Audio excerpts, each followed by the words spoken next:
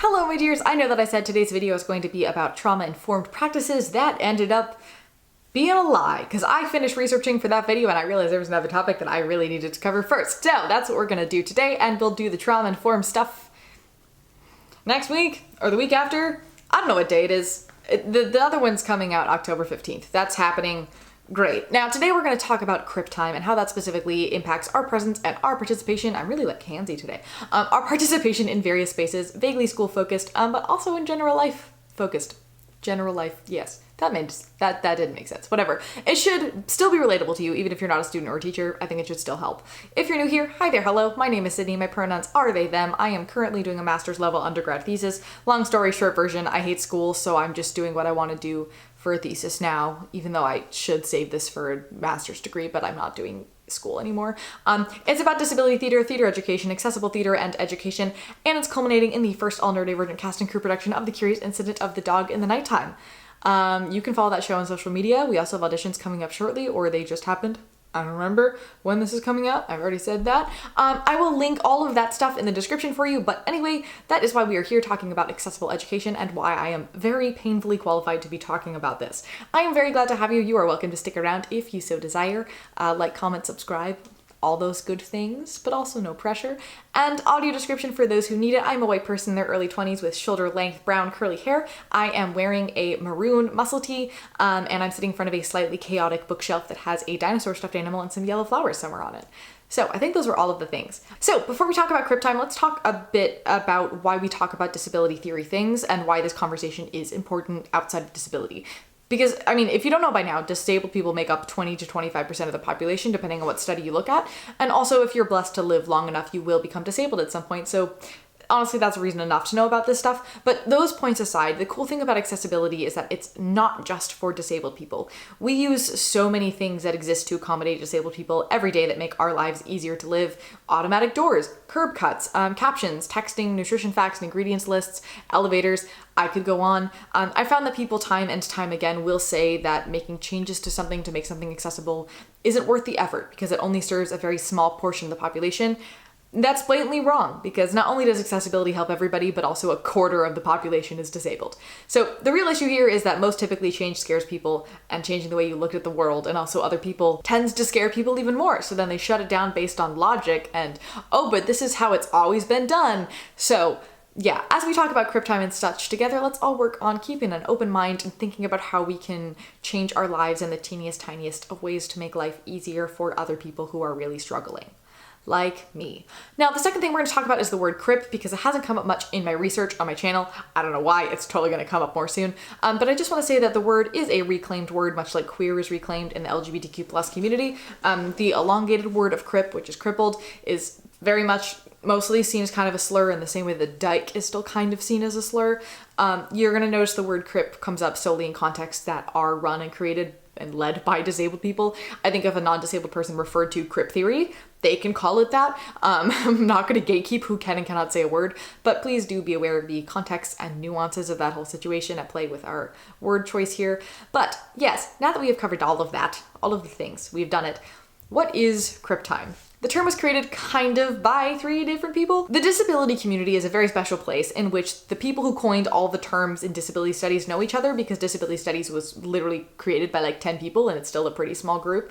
And it's expanding. The study field is really expanding, but it's been small for a while. So a lot of terms kind of appear in several different places at the exact same time, and every person credits each other with creating the term. So it's really hard to get solid, consistent facts as to who created what. But anyway, crip time is a concept arising from disabled experience that addresses the ways that disabled/chronically ill and neurodivergent people experience time and space differently than able-bodied minded folk. And as Alison Kafer, one of the creator people of the many creative people, says, crip time is flex time, not just expanded but exploded. It requires reimagining of our notions of what can and should happen in time, or recognizing how expectations of how long things take are based on very particular minds and bodies. Rather than bend disabled bodies and minds to meet the clock, crip time bends the clock to meet disabled bodies and minds. Even something as basic as the understanding of time, including due dates, the time taken to perform a specific task, working hours, ideal hours of sleep that a body needs, etc., are largely normative and fixed in nature and not flexible enough to meet the needs and timeframes of different kinds of bodies and minds. And there's this amazing essay by Ellen Samuels that I will link in the description where she kind of breaks up the experience of crypt time into 6 specific categories. The first category is time travel, how disabled people often feel very old when very young or very infantilized when very old, how we exist in relapses and stages and our journeys are very non-linear and we jump all over the time map. Then there's also grief time, which is the time lost to loss and punctuated by it, which I think is a beautiful way to phrase that. That's the time you spend sitting on the floor thinking about all the things you can't do anymore, about who you could have been. It's fighting the depression that creeps in from the outer world as they continue to tell you that you shouldn't be alive. Not to mention that specifically in the chronic illness community, we live a life where we lose friends all the time, unfortunately. So there's a level of constant grieving and knowing that like this time I see my friend once a year could be the last time I ever see them. Because chronic illness works like that. There's also broken time, which is how we have different body rhythms. We have different ways of thinking and feeling and atypical body-mind connections. Then sick time, we live in a world where we are never sick and we are never well. We're just always somewhere in between. There's also writing and creating time. A lot of us do a lot of reflection and creation based on how we experience the world. And then there's vampire time, which really, I'm going to start using that one, which is late nights, unconscious days, wacky life schedules that don't match up with the rest of the world, feeling confined in your body, and sometimes feeling like the lines between life and death are blurred for you. In her own words, crypt time means listening to the broken languages of our bodies, translating them, honoring their words. It's learning to be okay with the fact that things take longer for us, or they may go faster for us, that much of our time and energy is spent trying to keep up with the schedule that the world sets for us. And on top of this, research has shown that many neurodivergent people, particularly those with autism and ADHD, but also many other mental illnesses as well, we cognitively process time differently. With autism and ADHD in particular, our internal clock, also known as temporal perception, which is perception of temporal being time, is partially controlled by executive functioning, which is the thing that is wonky in our brains. So that means that our sense of time can be, and often is, truly very terrible. The most obvious example is hyperfocusing, when we can accidentally go 10 hours without peeing. That's not from experience, but also underestimating how long everything might take and overestimating how much you can get done in a day, or being unable to understand where we are in time without being able to absolutely visualize it, or having terrible chronological memory so you remember a lot of events in detail but not how any of them relate to one another, or struggling to know when in conversations it's okay to jump in, or constantly losing track of time, or forgetting your own age, which I didn't realize was a thing, but yeah, or what year or month or what season we're in, or getting really stressed about not having enough time to do something when we clearly do have enough time, or vice versa. I could go on, but I cannot tell the difference between 5 minutes and 5 hours. Way more frequently than I would like to admit. My college has a clock tower, and that is the only way that I know that time is passing. So when I leave school, I'm screwed. So that's great. A lot of people who struggle with time blindness overcompensate, like myself. We can be so anxious about it that we're excessively on time. We finish things way before deadlines. We continuously check the time. We meticulously track events and tasks, and we try to obsessively be aware of the time, which obviously can make us burn out pretty easily because we're always on edge and we're always going forwards. So that's fascinating. Growing up, my teachers would always tell me that I was being a clock watcher and I would be yelled at for it. And so I got a watch and I learned how to subtly check my watch all the time without people noticing that I was doing that, so I wouldn't get yelled at. And I've never been able to really understand the passage of time and then like throw all my disabilities on top of that, and I'm extra lost because some days a task can take me 10 minutes and the next day that same task could take me 45 minutes. And also, time isn't just about like the 4 minutes from now or 12 minutes ago. It's also about speed and rates. I process language in a social setting on a 5 to 10 second delay from my peers. So if a conversation is moving very quickly and I'm expected to jump in somewhere, I'm effectively screwed. But then at the same time, if I'm listening to somebody else lecture about something online, specifically I watch a lot of YouTube, I will put that on 1.5 to 2 speed in order to process that information in the time that my brain works. So in a school setting, to quote Mad at School by Margaret Price, which by the way, if you're an educator, hold up, I gotta find it. Oh no, here it is. All right, this is one of the best books I've ever read. If you're an educator, you need to go buy this right now. You need to read it right now, because I will never look at school or my students the same way ever again. It really just made me look at situations that I was like, oh, they're being so difficult, and see that through a different lens and kind of learn how to be more accepting and understanding of student situations. So yeah, genuinely a life-changing book. I'll link it in the description for you. Back to the quote we go. It is this notion of flexibility, not just extra time, that unites Kairos and Crypt time. Even more than academic conferences, classrooms tend to be run under strict time constraints. Students are expected to arrive on time, absorb information at a particular speed, and perform spontaneously in restricted time frames. For a lot of disabled people, we simply cannot do that, which makes us really struggle in academic settings. And that brings us to the conversation of presence and participation. There are expectations of what presence and participation in a classroom or even a social setting should fundamentally look like. And once you factor in Crypt time, you realize how much these expectations don't really make any sense if you think further about them. So let's start with physical presence. A lot of studies have shown that the higher somebody's attendance at school, the higher their grades are statistically, which obviously makes a lot of sense. If you continue to show up to class, you know what's going on, so you can score well. And it is assumed that therefore attendance is the one part of a classroom that students have control over. So it shouldn't be an issue, and therefore many places will punish poor attendance because they have control over it and it helps their grades.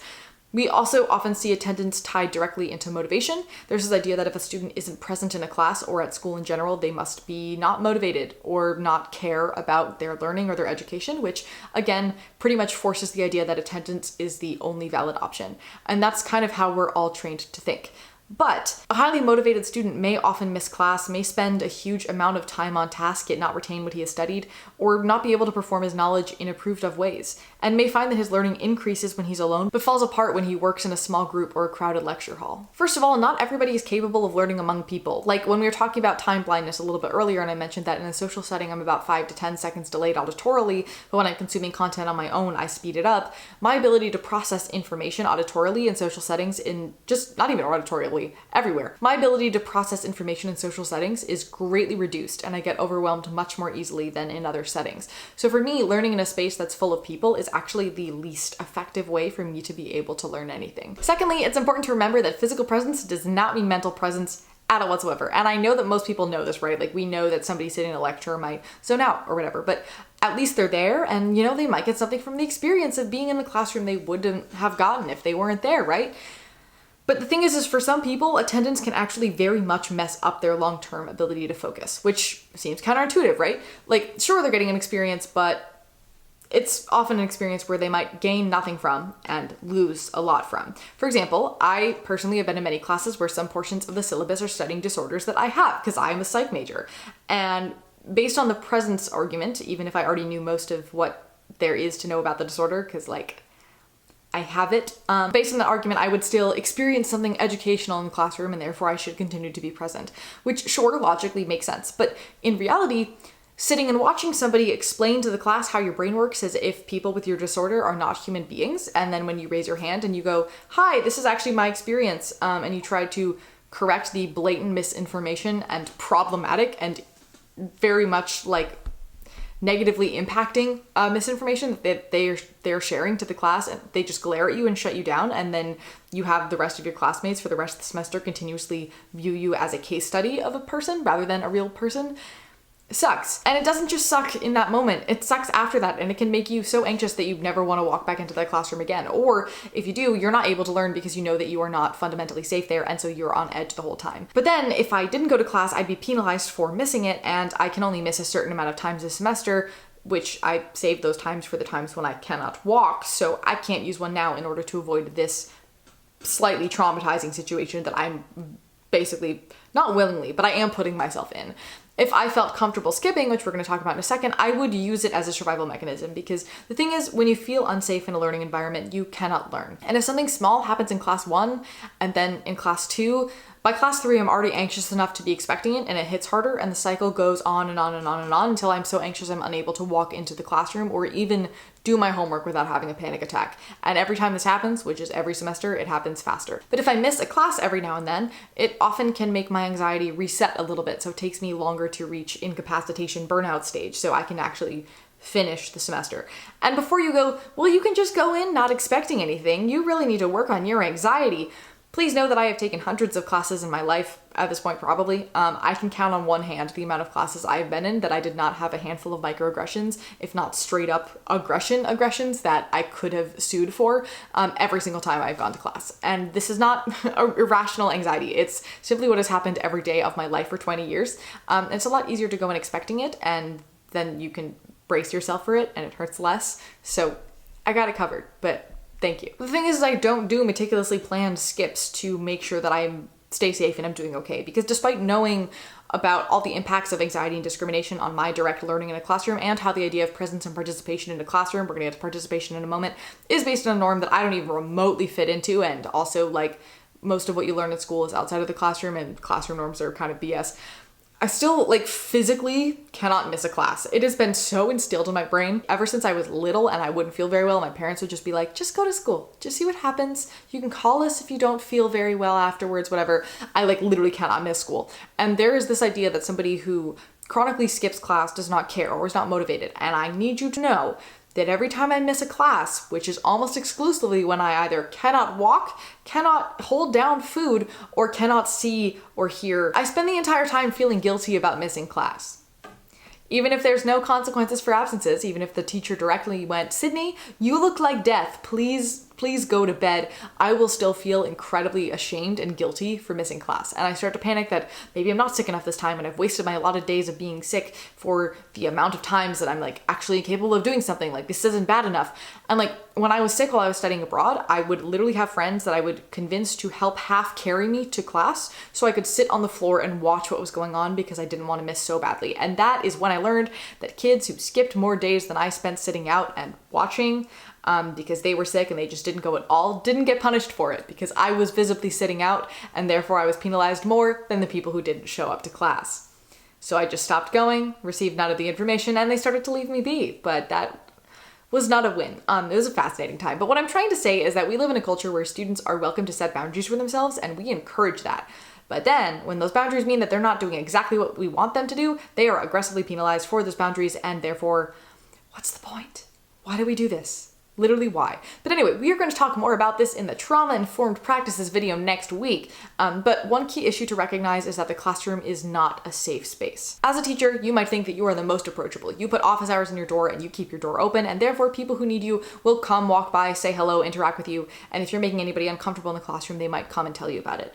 But to a student in your classroom, they may still feel like your classroom is unsafe despite everything that you've done. And for me, once things go wrong, once we get to strike three, I usually try to make them right a couple times, like usually definitely once, maybe twice if I have the emotional energy. After that, I usually consider it a lost cause and I just try to survive the semester.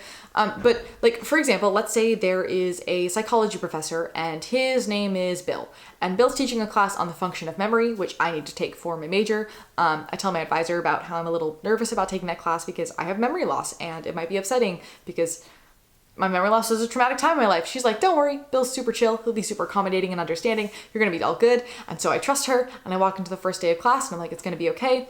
I see that my teacher is a cis white man in his 60s and that automatically makes me a bit nervous because I never feel very comfortable or safe around cis men. But I tell myself, as always, just give him a chance. It's gonna be okay. Especially because like I trust my advisor so much. She says he's gonna be fine. So deep breath, it's gonna be good. In our first class, he shares a quote about how memory loss is one of the worst things that could possibly happen to a person. And as somebody who fundamentally disagrees with that, I'm now a bit more stressed because I'm like, what? But maybe it's okay. Could have just been a misunderstanding. He might not actually be an ableist prick. Maybe we'll be fine.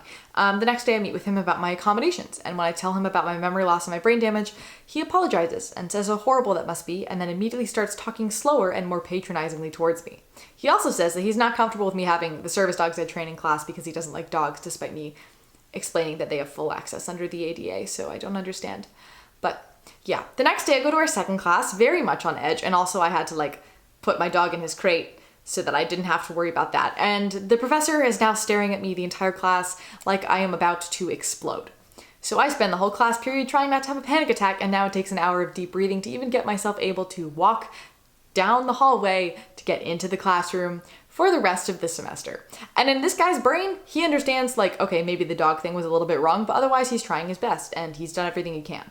In my brain, he's broken the small bit of trust that I had with him, and my ability to focus or learn in that classroom is completely just shanked for the rest of the semester. It's gone. And keep in mind that with all of this going on, it's gone by the end of our second class. And I also, in this situation, feel like I can't go talk to my advisor about the situation because she told me how amazing he was. So now I'm not sure if I can trust her to actually believe what's going on with me in relation to this. So now if I need help in this situation, I need to find a different person to go to talk about it. So I start occasionally skipping class to try and minimize the amount of panic attacks that I'm having every week. My professor starts to check up on me and go, what's going on? And so I just lie and say I'm having major flare-ups with my chronic illnesses or something because I don't know how to explain that this is actively his fault and I don't know how he can fix it at this point. And my grades start to go down a bit because of how much class I'm missing, and I start to hate myself for missing class. And the scenario seems kind of extreme and rare, but this has happened to me, typically to this level, almost every single semester of my life in at least one class. And also to many of my disabled friends as well. So if we go back to our earlier lens of if you're not present, you're not motivated, and you don't care, and then we look at this situation, now what do you think? Because I would personally argue that the fact that I acknowledge what the classroom is doing to me and can state that it's making the entire topic an anxiety trigger for me and that I can't even do my homework and I cannot even learn the information, the best and most careful and motivated thing that I could do for my learning is to stop going to class altogether and just learn the content on my own and hand in my assignments and not interact with the professor at all. But obviously that's not a possibility with school, the way that we have it set up. I did have one teacher who did let me do that in high school, and it was life-changing. I learned the most in that class I've honestly ever learned in a class. It was incredible. But from a teaching perspective, you would think that I, as your student, was slacking off and I didn't care because you wouldn't even realize the impact your tiny actions could have on somebody with a whole lot of trauma. And that's why trauma-informed practices are so important, especially after pandemic when everybody's mind is a little screwed up. But that's a next week conversation. We got off topic a bit. I just wanted to explain to you how absences can actually show increased motivation and caring, and you as an educator might not even realize that that's even remotely the case. Also, in the same situation, I might show up to class 10 minutes late and get yelled at for being late without that person realizing that I just spent 30 minutes trying to convince myself not to turn around and go home because I was so anxious, and that I'm actually really proud of myself for having finally taken the steps through that door. That's crip time too. So let's talk about participation, particularly the things teachers tend to punish without realizing that for many people, those things are actually how we accommodate ourselves because school is not accommodating of crip time. Oh, shocking. For example, whispering in class is often how students who are lost, often because material will go too fast, try to catch up with what's going on. It can also be because they have valuable things to share in a conversation, but they're unable to share them in front of the whole class due to anxiety or other reasons. Students could arrive late to class every day because they have to wait until they see their abuser walk into a different building from their window until they feel safe enough to leave their dorm room to come to class. This person might be pulling out their cell phone because they got a random thought in their head and they're hyperfixating on it, and they know that if they don't Google that answer right now, they're not going to be able to pay attention to the rest of class because they're going to be too focused on this one question that they have. Or maybe their dad's in the hospital and they're waiting for their mom to text them updates. Maybe they're not talking or verbally participating in class because they have been silenced by other classmates and they no longer feel safe to say anything. Or maybe their processing speed's on a delay, so they're just trying to keep up and understanding what's going on, much less speaking. Or silence could be a deliberate choice. That's how they add to the dialogue. As a teacher myself, I know that how I personally act in classrooms is a teacher's worst nightmare, and I'm sorry. You will find me writing papers, you'll find me captioning videos, photoshopping art, arranging music even. I've done that before. I also almost never take notes, but I am always typing on my computer. And that is for two reasons. The first is that if I'm not doing two things at once, my brain will start to completely space out and I will forget where I am or what is going on. And that's dangerous and frightening. By captioning something or writing something in addition to listening to class, the daydream dissociation brain has a much harder time turning on. And it also helps me to cope and to regulate when something stressful happens because I can just take a deep breath and put more focus into my second activity until I feel calm enough to try to jump back into engaging in the class. The second reason I do this is because I've never been able to pay attention in or learn in a classroom with other people. It's never been possible. I always teach myself everything after hours. Also, this isn't specifically for life. I'm just realizing this is probably gonna mess up my job things. I can learn dance, motion, music in a group setting. I cannot learn like, here's how we do psychology, here's how we learn history. I can't, that's the bit that doesn't work. Just want to specify that the academic situation is not the world situation for most people. So if you're bad at school, that does not mean that you're bad in general. Just thought I'd throw that out there. Anyway, I always function by teaching myself everything after hours. So by doing other work in class, that actually leaves my free time open to teach myself the class material after hours in the way that I personally need to learn it. Because if I'm honest, at this point, school is simply survival mode for me. I can teach myself things I want to know, and I can reach out to people if I have questions or need help learning information. I am very capable of doing that, and most of the time class is just not a safe space for me anyway. So it's better that I just dissociate into something grounding like work and then snap out of that dissociation when class is done and go off to something else, rather than completely dissociate from my brain and body, which can go on for hours, days, weeks after class ends. If I'm in a class where vocal discussion participation is graded, I will occasionally speak. If it's not, and it's also an unsafe classroom, I will likely only speak if it is to defend my own humanity and the humanity of people like me. I will otherwise pretty much stay silent and just try to hide to get through the rest of class.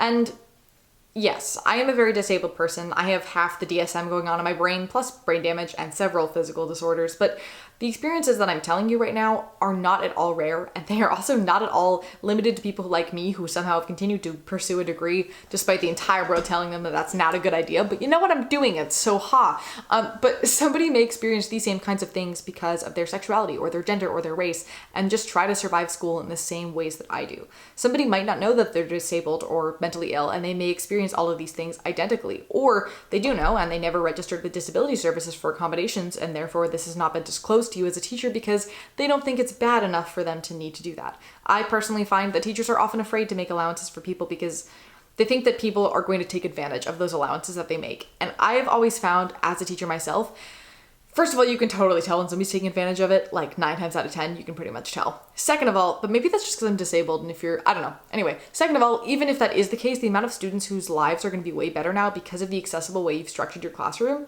make the small handful of people taking advantage of it absolutely worth it. So, in regards to making things accessible to Crip Time, a huge piece of that is learning to be flexible with time, with speed, with understanding, because some people need breaks, though I will say, I often need breaks and then I become incapable of getting up. And so I can't actually go take the break. So the accommodation is unhelpful for me, but it's one that I do have. Also, some people may need to sit on the floor, or they process text too slowly to be able to verbally participate in class, but they have a lot to say, so they need to write it all down and they'll turn it into on a piece of paper later. Multimodal communication works wonders. Though I will say, there is a phenomenon that I have experienced where teachers will create accommodations for students that, rather than just making the assignment different or making their participation different, will just be an extra assignment on top of class. That's not okay. That's genuinely illegal. We're going to talk about that at another point. But being like, oh, well, because you don't verbally talk in class, now you have to write me a paper every class about what happened in class. That's not okay. If you can be like, oh, if you have things to say but you can't verbally participate, write them all down and hand them in to me after, but no pressure. That's allowed. Just to clarify that. I don't quite know how I would propose that we fix the attendance and participation issues. I have a book that I'm about to start reading called Grading for Equity. I'm hoping that that's going to answer some of my questions. It'll also probably create a whole lot more. We'll see. Stay tuned, I guess. But we are going to be talking about trauma-informed practices for real this time, sometime next weekish. But also a big part of these videos is starting conversations and getting you to look at your students and your classroom differently through a different lens. So I hope that we effectively started that conversation today and we somewhat did something, hopefully. I don't know. Let me know what you think in the comments, what kinds of things you would propose to fix issues. Honestly, I don't know if there is a concrete answer because our school system as it is right now is such a disaster. I don't even know how we could reform it to make it perfect. But yeah, as always, thanks for listening. Thanks for learning. Remember, it's never too late to start over. And I look forward to seeing you, my dear, in the next one.